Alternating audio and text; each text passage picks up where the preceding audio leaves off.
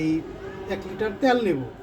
তেল নেওয়ার পরে আমরা এই যে আস্তে করে এইটা উঠায় দেব, যে পরিমাণ মতো তেল মানে যতটুকু দরকার ততটুকু তেল এর ভিতরে আমরা দিতে পারবো। যে এখন আমি দিতেছি, দেখেন একটু একটু করে তেল দিচ্ছি। এটা ঢাকনাটা আমি ঢেকে নেই, তেলটা এখানে সাইডে রেখে দিলাম।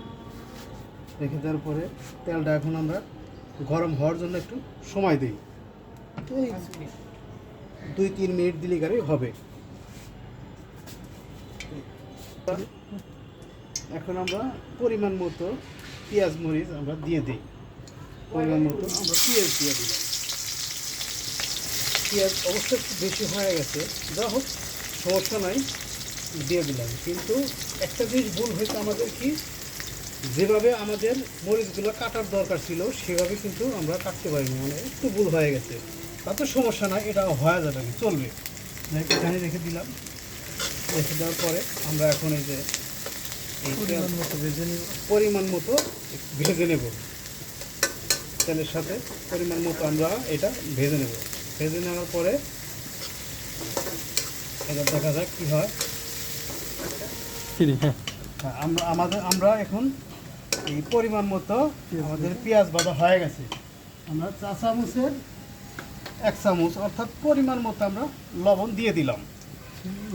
এখন বেশি দেওয়া যাবে না, ততটুকু না দিলেই নয়, ততটুকুই দিতে হবে।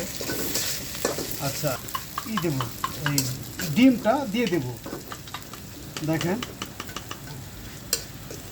হ্যাঁ, ডিম এই যে আমরা ডিমটা এইভাবে দিয়ে আমরা করব, নড়াচড়া করব।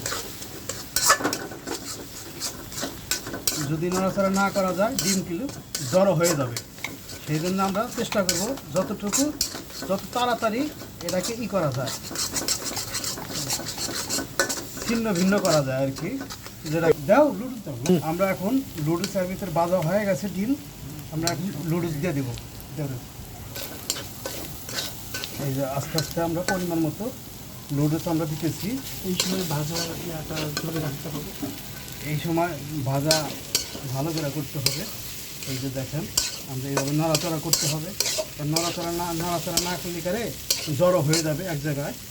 এক একটা লুডুস এক একটা গায়ে জানি আর একটা না লেগে যায়। এই জন্য আমরা এভাবে করব, নড়াচড়া দিলে করে আমাদের হয়ে যাবে। পরিমাণ মতো হয়ে গেছে। আপনি করেন ছেড়ে না দিলে আটকান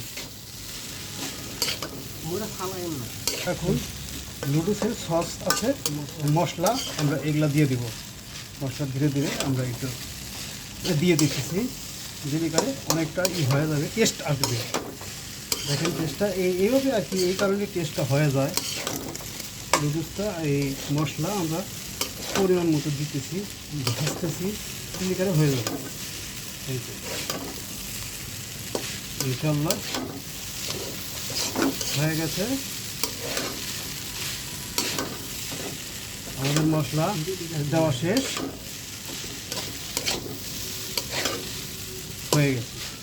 এখন আমরা এই যে আমাদের লুডুস রান্না করা শেষ হয়ে গেছে, ওয়াও, খাবারের উপযুক্ত হয়ে গেছে। আমরা এখন খেয়ে নেব।